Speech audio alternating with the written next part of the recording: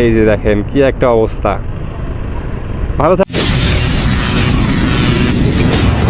তো what's up guys, welcome to my YouTube channel dark rider.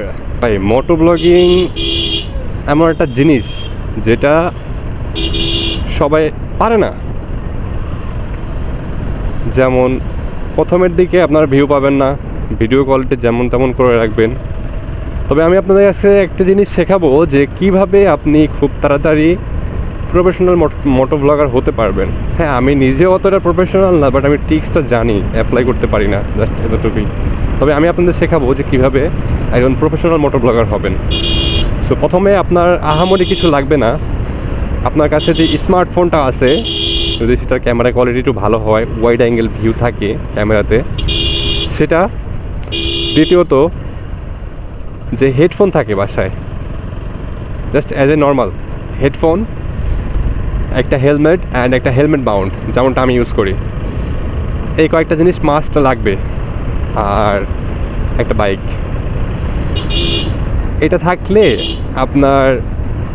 আপনি মোটো blogger হতে পারবেন।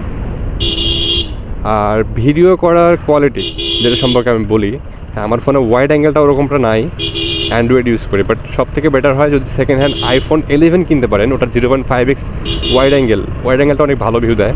সেটা আপনি 30 থেকে 35,000 পেয়ে যাবেন। ওটাতে ভিডিও করতে পারবেন, আবার এডিট করতে পারবেন। সেটা শর্টকাট উপায়। আর আমার কথা, আমি অ্যান্ড্রয়েড ইউজ করি, রেডমি নোট 10 প্রো। সো সেই জন্য আপনার ভিউটা অতটা ভালো দিতে পারি না। মিটার ধরলে উপরে দেখা যায় না, উপরে ধরলে মিটার দেখা যায় না, এই একটা সমস্যা। সেই জন্য, কারণ আমি এখন আপনাকে যে ভিডিও করার কোয়ালিটিটা বলবো, যখন আপনি ভিডিও মেক করবেন, হ্যাঁ ভিডিও তো চলবে, যখন আপনি রানিংয়ে থাকবেন, এই যে রানিংয়ে, তখন আপনি কথা বলবেন, ঠিক আছে? এই যে রানিংয়ে যাচ্ছেন, কথা বলবেন। যখন মানুষের বিরক্ত যেন না হয়, আপনার ভিডিওতে বিরক্তিকর জিনিসগুলো স্কিপ করে দেবেন। হ্যাঁ, বিরক্তিকর রেকর্ড হবে, বাট আপনারা স্কিপ করে দেবেন। যেমন ধরেন, আপনি রাইড করতেছেন, এই টাইমে কথা বলার বলে নেবেন, ঠিক আছে? বাট যখন আপনি স্লো করবেন, জ্যাম টাইমে পড়বেন, এই টাইমে কোনো কথা বলবেন না, তাহলে মানুষ বিরক্ত হবে, কথাটা শুনবে না, চলে যাবে, ঠিক আছে? যেমনটা আপনি হচ্ছেন। তো আবার যখন যদি বলেও থাকেন, ওটা কেটে এডিট করার সময় কেটে দিবেন। আর যখন রাইড করতেছেন, তখন আপনি কথা বলবেন, আলাদা একটা মানুষের একটা মনোযোগ আকর্ষণ হবে, তখন কথাগুলো শুনবে। সো সেই জন্য আমি বলতে চাচ্ছি যে টিপসগুলো আমি জানি, বাট আমিও প্রয়োগ করি। বাট কিছু কিছু ভিডিও কিন্তু মোটামুটি ভিউ হয়।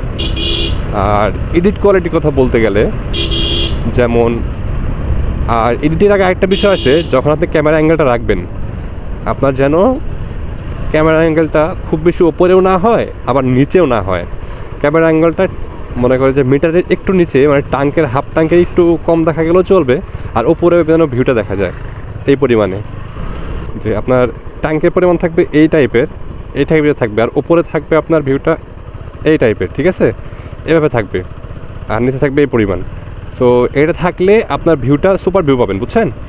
এখন আর সবসময় চেষ্টা করবেন যেদিকে সূর্য আসছে, আমার যেমন রাইট সাইডে সূর্য, আমার যাওয়াই লাগবে পাইছে, তাই আমি যাচ্ছি, তার অপোজিট সাইডে ক্যামেরা রাখার, তাহলে ভিউটা ভালো পাবেন। আর যদি সূর্যের দিকে তাকায় থাকেন, তাহলে কিন্তু ক্যামেরা কোয়ালিটি ভালো আসবে না। যেমন আমার আসতেছে না, ক্যামেরা কিন্তু অনেক ভালো, বাট ক্যামেরা কোয়ালিটি ভালো আসতেছে না এই সূর্যের জন্য, সূর্যের দিকে তাকায় আছে সেই জন্য।